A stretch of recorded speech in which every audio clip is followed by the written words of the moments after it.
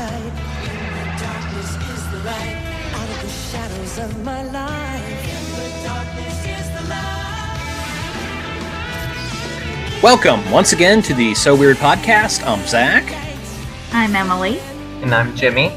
And tonight we are talking about Season 3, Episode 6, Episode 45 altogether, which is Banglebye. Now, what's our mystery of the week this time, guys? Hypnotism. Brainwashing. Yeah. Sort of, yes. Now, this is another episode that starts with the Phillips tour bus coming into a town with a weird secret, which I think they run into about every other week from what I recall. Mm-hmm. And in this town, the children are unerringly polite. All the kids have straight A's at school. They don't play outside that often, and when they do, they let the other kids win. Mostly, they seem consumed by a video game called Banglebye. Soon enough, Jack and Clue succumb to the game's wills, and Anne and Carrie have to investigate, and then they find an old man and his sickly wife at the center of the story. Now, I have a real important question for you guys, which is, what the hell is a Banglebye? You know, I looked it up, and all I could find was this episode. So it's a nonsense word. It has no actual meaning. I mean, maybe if you broke it down, it would make more sense, but the word itself, I think, is meaningless. Isn't a bangle like something on a bracelet or something? So maybe like the pendulum. I don't know. Maybe it's supposed to sound like something you hear in a carnival because they were in a carnival. Yeah, I was wondering if it was some sort of antiquated word meaning something, but okay, apparently it is just complete nonsense with no meaning whatsoever. Much like this episode. Oh, I kid. A little, mostly. Not really, though. I'm curious to hear what you guys think about this one. I'm not a big fan of the whole brainwashing storyline, like in any show. I don't find it particularly interesting. I kind of disliked that there was no explanation of how he was, doing it. It was just kind of like, okay, he brainwashed everyone, but how? Like, oh, he's a hypnotist. Oh, okay. But, like, how did he create this game? Yeah. The episode raises a lot of questions, that's for sure. Because first off, apparently he's producing a cross-platform video game title in his garage, I guess. I love that little scene where he's like in this alcove in the back of this rental store that rents nothing but copies of this video game. And it looks like an old jukebox. And somehow this contraption is allowing him to program and create a game. And we see characters, Jack and Clue play the game on what is a Game Boy that has been filmed in such a way to remove any sort of official branding. So where is he designing the cartridges? I mean, this was 2001. So a video game on disc didn't play the same that a video game on cartridge did. In fact, I think the people who wrote this episode probably didn't know a lot about video games at all, which was not uncommon during this time period. And really, it's still, like, every once in a while, you'll still see NCIS or CSI, one of those cop shows that run for 10,000 years, and they'll do a gaming episode, and it's always like the TV making Pac-Man noises and people talking about getting the high score as if these are things that are still relevant in that world nowadays. I found myself wondering as well, like, okay, he made Game Boy cartridges and he was putting it on disc, but we only see him making the discs, so. And he was playing the game while he was copying it over. I don't know if he's just checking to make sure it worked or what was the purpose of that. That same line, the pendulum. Yeah, I mean, from what we hear of Banglebye, we never actually see the game. We just hear it. It doesn't sound like it would be a very interesting video game to play. I don't know. Yeah, I mean, I guess he just hooks you really quick so you don't even realize how boring it is, but it doesn't sound interesting at all. And I love how the spooky old British guy, he's like a drug dealer on an 80s PSA. He gives you the first hit for free, and then that hooks you and you have to come back. He does give off some creepy vibes, so props to that actor. Right. Yeah, now who is that? Is that Matthew Walker? Is that actor? Yes. Okay. Yeah. He played in a bunch of stuff. Yes. Number one, which I did not realize watching this episode, but he was in the 1994 version of Little Women, which is one of my favorite movies of all time. He looks totally different in this, though. That's the one with Winona Ryder, right? Yes. I think I've seen that before, yeah. And his wife played is played by Paula Shaw, and the one notable thing I noticed she was in, although she's in tons of stuff, but was Freddy vs. Jason. She plays Pamela Voorhees, Jason's mother. Oh, wow, really? Mm-hmm. That's cool. Right. Yeah, it looks like they've both been in a ton of stuff. Looks like the man has done a lot of Canadian television, and she's been in all sorts of movies. That's pretty cool. Yeah. And the one notable actor from this that I really liked was the kid who played Russell is played by Andrew Francis, and he's actually been in a lot of projects with Alex Johnson after So Weird. He had like a bit part in Final Destination 3, which she's like a lead character in. Yeah, I keep forgetting she's in that. Yeah, and then he also is like a supporting actor in both of her Lifetime movies, The Devil's Diary and Stranger with My Face. Looks like he does a lot of voice work as well, so that's cool. Yeah, 188 credits. That's impressive. Yeah. Wow. And then just one more I need to mention because Kathy's not here. The woman who plays the innkeeper, I guess, Janet, is Beverly Elliott, and she is known now for being Granny in Once Upon a Time. Granny Lucas. And she was also in Sisterhood of the Traveling Pants, which I semi-liked as a teen. Doesn't that star Blake Lively as well? Is she in that? I remember that, the girl from Gilmore Girls is in that, and like America Ferrera. I think I saw this movie. I'm pretty sure I saw this. Yeah, Amber Tamblyn. Yeah, okay, it's coming back to me now. And Blake Lively's in it, right? Yes, it does appear she is. The hot blonde. It's just funny, what actors pop up in these episodes that you recognize years later. And how their paths cross, like that's unique to me to see all these Canadian/American actors and how they play in different things with each other later in life, or maybe they played on the same show but a different episode. It's interesting. Yeah, there's so many former Highlander cast members that have had bit parts on So Weird. I mean, it's just right. I mean, well, it's just because everything was all filmed in Vancouver, so you had lots of people going back and forth from the same stuff. To me, this episode is a very kind of stock parts, typical season 3 episode. I think it's super lame because it's both trying to be like a video games are bad cautionary story, which you saw a lot of in the 90s, because there's always this cultural drive to demonize new technology. We're always afraid of new technology, which is why you've seen a lot of TV shows and occasionally a movie or two about the evils of the internet or cell phones. I don't know. You'll probably get a Lifetime movie about these kids who spend millions of dollars on Fortnite and shit like that without their parents even knowing it. I'm sure that's coming. So it's that, but it's also like the villain's plan is literally he wants to get the kids off his lawn. Like that is literally his master plan. And yet every kid in the town has to play it so that he can have a clean lawn and his wife has peace and quiet. Yeah, and it's that reveal at the end. I mean, first off, how many times in season 3 does the episode end with Annie just talking the antagonist out of what they're doing? How that's happened at least once before. They say to him, oh, well, your wife loved the challenge of this and that. Why are you depriving her of the stimuli now? And in 2 seconds, he's like, oh, yeah, you're right. Okay, let me design a sequel to my hit game that has the exact same cover art. Right. And I thought it was cool, his posters were printed that same day. How long were they in this town? They were only there for a couple of days, and he did all this in just the span of 1 or 2 days. Yeah, it takes a little longer than that to design even a short video game. I kind of like how they try to make the episode's antagonists sympathetic and give sort of emotional element to the story, but it's so freaking lame. This is a cornball episode. I don't really like the way he talks about his wife either. I mean, she just had a heart attack, but he's talking about her like she's already dead. He's like, challenge is what she lived for. Well, she's still alive. I don't know. That kind of bothered me.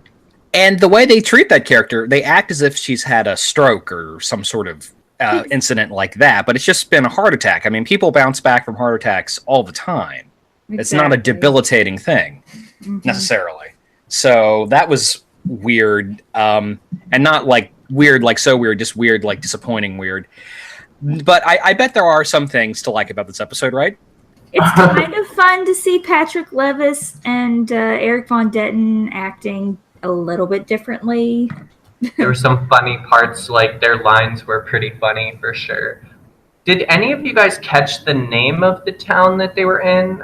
I don't think it even says where they are. No, I don't think they did. No. The only thing that I noted was Molly had a Denver omelet at the bed and breakfast. So I was like, are they in Colorado? Or maybe that's just the name of the omelet, like how it's made. I don't know. Yeah, what is a Denver omelet? I've heard of like a Texas-style omelet, but wait, something else I got to Google here. One thing that I was kind of intrigued by with this episode was that Molly was going to go talk to some middle school students. But then they don't even show her talking to anyone. Yeah, Molly has nothing to do with this episode. She's there in the beginning, has like one scene, and then shows up at the ending. And this is something you can see throughout season 3. Really, the writers really struggling with what to do with the other characters that aren't Annie and Carrie and Clue and Jack or whatever. By the way, a Denver omelet just has bell peppers, onions, and ham in it, which just sounds like a regular breakfast omelet to me. But it's gonna raise her cholesterol. So Jack says, "Mom, watch your cholesterol." I do like that. I mean, that scene is sort of funny where Jack and Clue are doing the whole Ward Cleaver thing, and they're in the button-up shirts and the suspenders, and they're drinking orange juice and reading the newspaper. And it pays off amusingly at the end with the whole discussion between Clue and his dad about stocks. That was amusing to me. That was funny, yeah. I guess it makes you wonder, like, what were the parameters of his hypnotism plan? Like, he was wanting them to become more, I don't know, well-rounded? Not just, like, good kids, but knowledgeable about things, too? Yeah. He talks about indexing their funds and diversifying their portfolios. So I guess it definitely made them more intelligent because all the kids had A+. It reminds me a bit of Pleasantville, which I just looked up, came out in 98, so it's entirely possible that might have been inspired by this whole idea of taking the modern youths and taking them back to sort of a stereotypical picket fence 1950s suburban attitude. I mean, it also reminds me a little bit of Vampire because, you know, Jack joins the student group that's all about making the world a better place and then finds out, oh, it's actually got a dark secret. Though this is a much less dark secret than that one. But, yeah.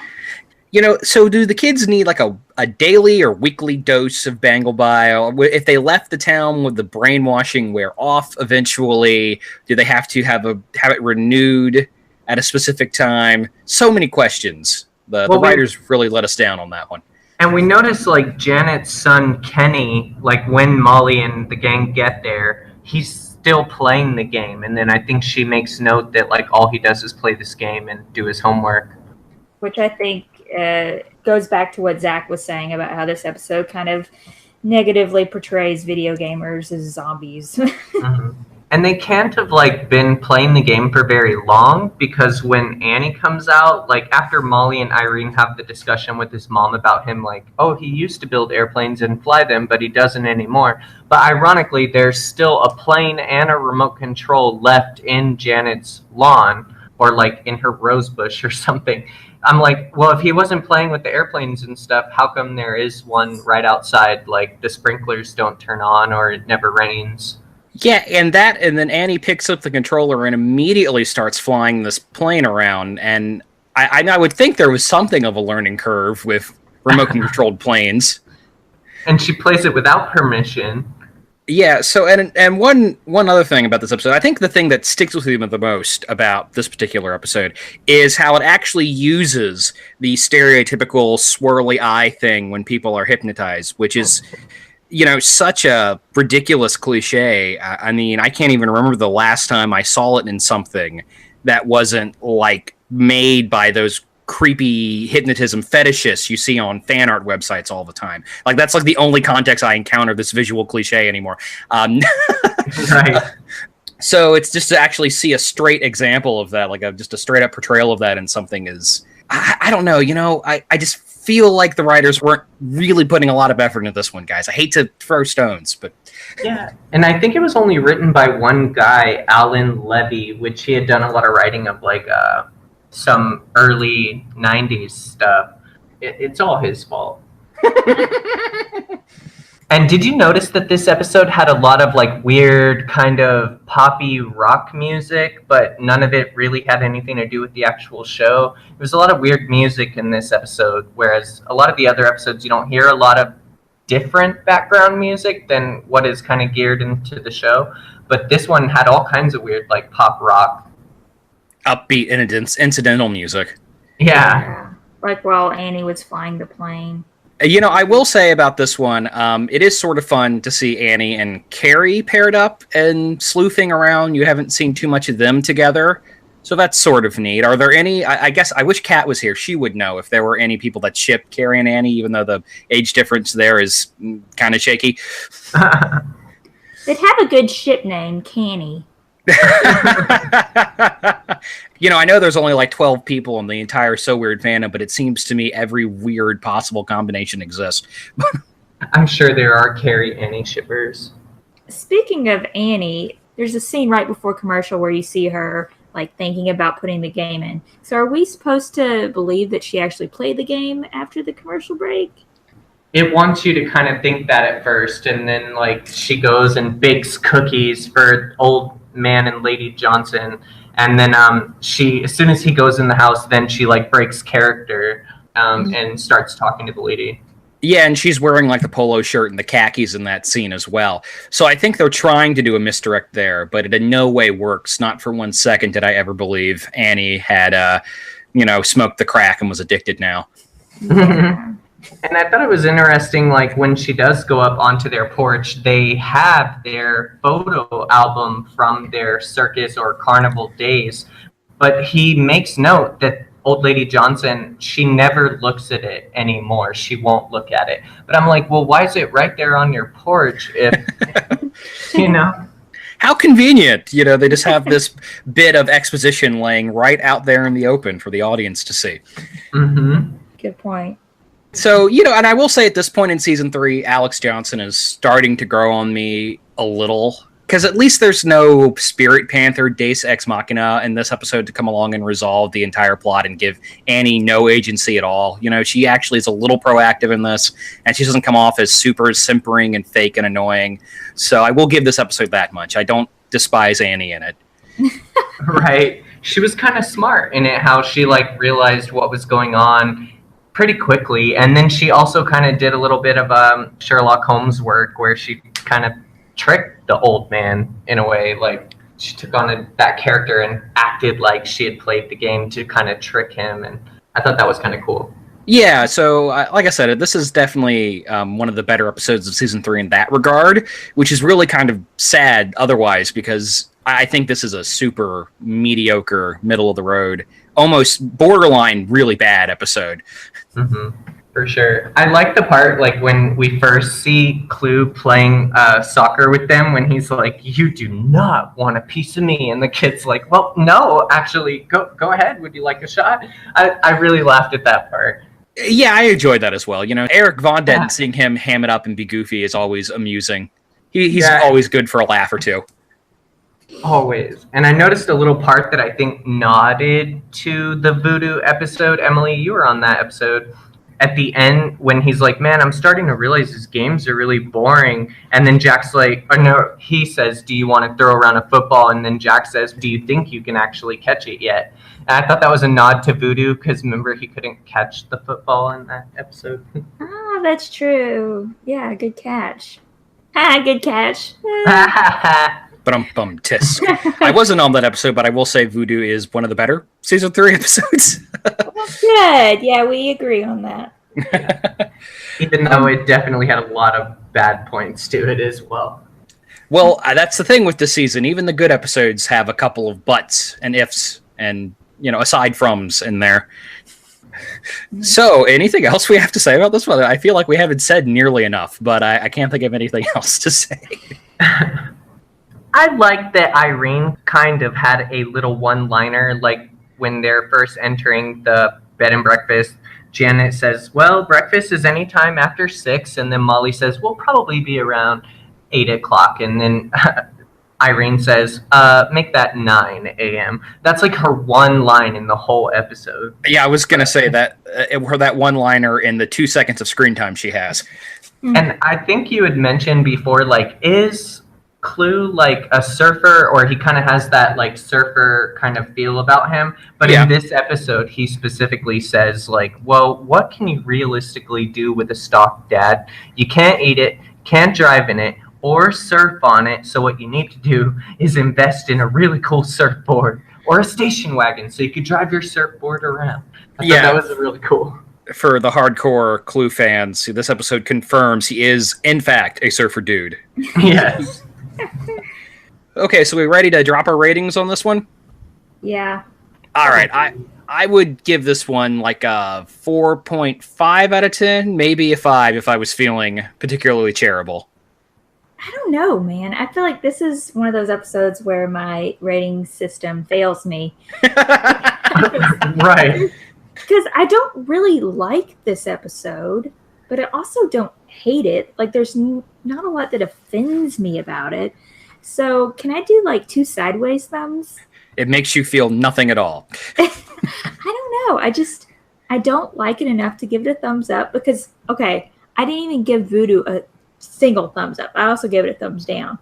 I obviously wouldn't put it on the same rating as Voodoo. So, I'm going to give it 2 thumbs pointing at each other horizontally. There you go. Your rating system is broken, Emily. This episode broke it. Yeah. Emily is neutral. Yeah. Well, no, I mean, I agree with her, though. Like, this doesn't... I really have no overwhelmingly positive or negative feelings about this one, either. Exactly. It definitely felt like more of a filler type episode. It was like, okay, well, we just got to throw a storyline out there and, like, get some Canadian actors, you know. It was definitely a filler type episode. Not to interrupt you, Jimmy. Not to interrupt you, but speaking of Canada, oh boy, you can hear those Canadian accents when the kids say sorry. I'm really sorry about that. They say it like 4 times in a row. And that's when you're reminded, like, oh, this show is not... It might be set in America, but it was sure as shit filmed in Canada. Yeah, definitely. On site. Yeah, in Vancouver. Definitely Canadian all the way. And Alex, I think to this day says sorry. Like, it's just a Canadian thing to pronounce that word the way it is spelled in Canada. Well, yeah, of course. In fact, I remember I was watching an audio commentary for an Ellen Page movie, and she's Canadian. She's from Nova Scotia. And she was talking about how they had to loop her dialogue because she said sorry in a scene. They had to re-loop it, so she was using the American pronunciation. So it happens. Oh, yeah. Wow. So I guess for my rating, I really am just going to give it like a 3 out of 10. Because, like I say, it just kind of was a pacifying episode for fans. Like, okay, we need an episode this week.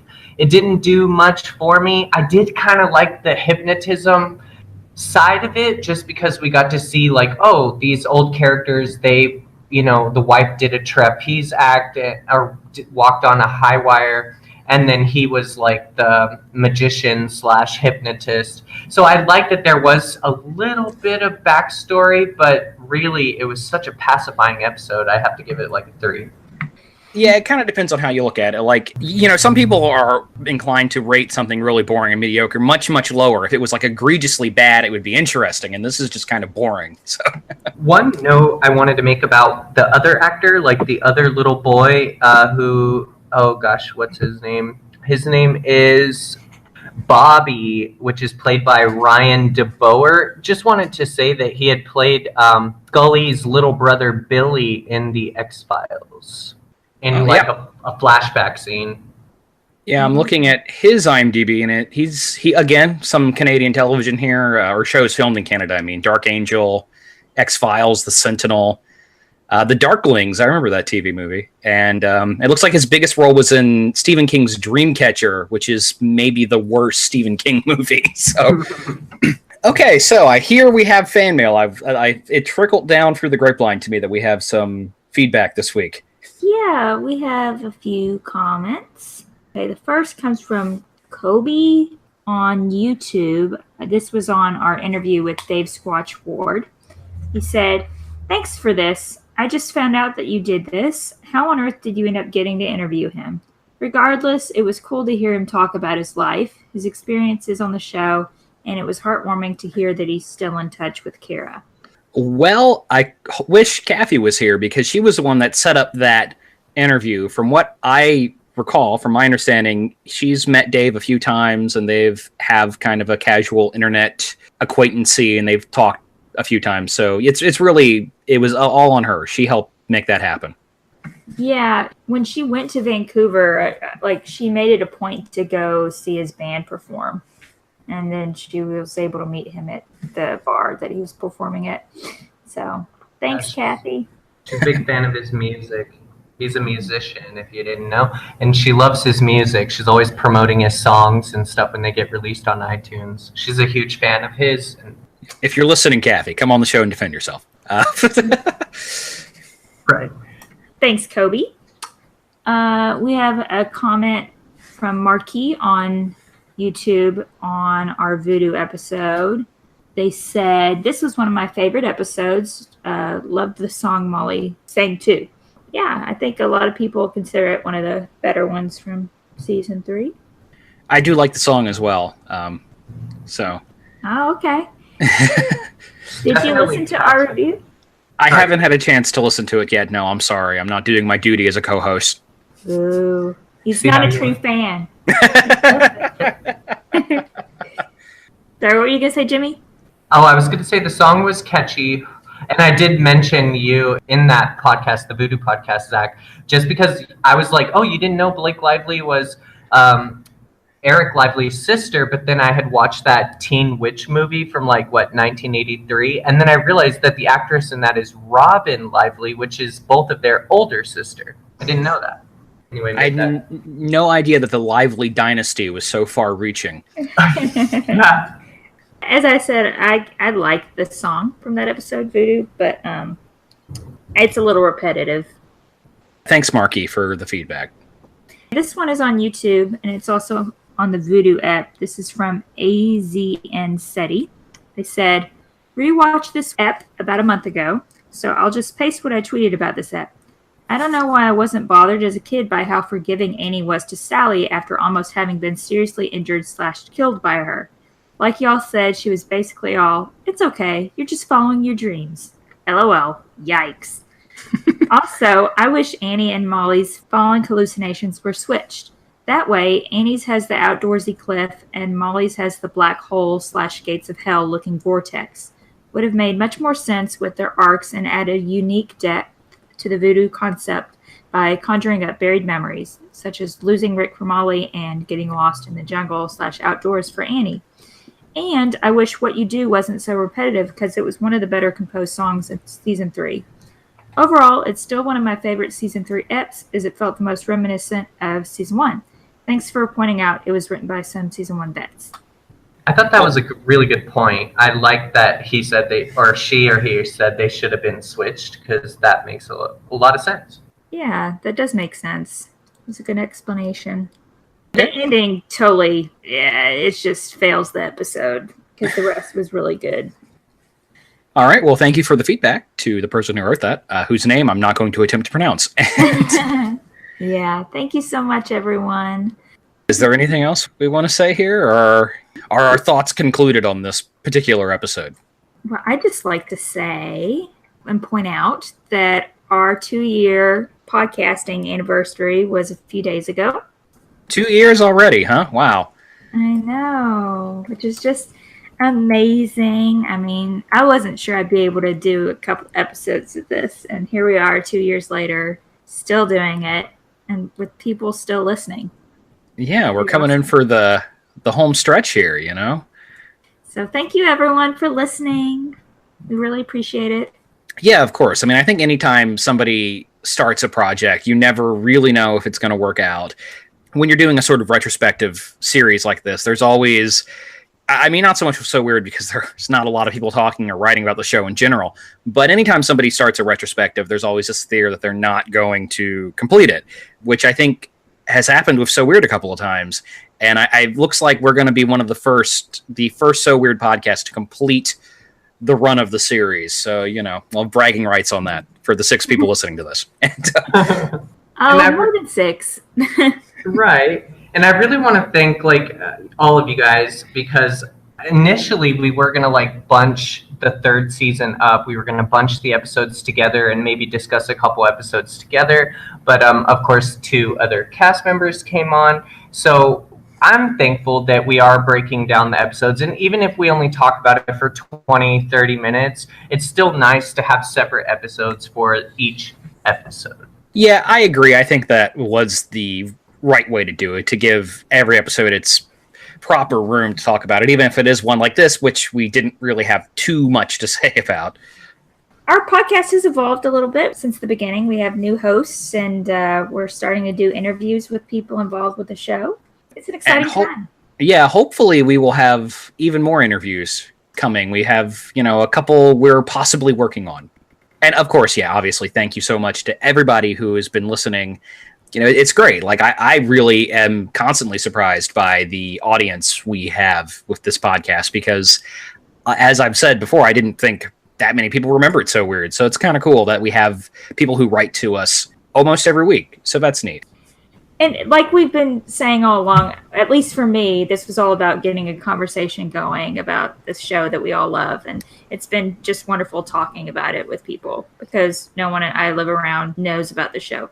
I've mentioned this. The thing with So Weird is you never hear anybody talking about it. But the couple of times I've mentioned the show in public, everybody's like, oh, yeah, that was a good show. I remember that. So as I've said, people remember the show, but there's just nothing pushing it back into the conversation. It's not brought up a lot. And I think a lot of that is on Disney's shoulders, just the refusal to acknowledge the show or release it in any way. But yeah, and they seem to be trying to do some streaming things. They have brought back a couple more popular shows, but sadly, everybody who reaches out to them, they just kind of completely ignore the fans of this show. Well, it's going to be interesting with their streaming service. I'm sure they're going to get a lot of negative feedback either way from people who want whatever on there. We'll just have to be really loud about it. Hopefully, as more time goes on, it's almost been 20 years. As more time goes on, hopefully they will start to acknowledge, that this is a vintage show now, and to try to bring it back for a younger audience or for the old audience. Hopefully, eventually, they will release it some way, somehow, in good quality. You two are much more optimistic than me.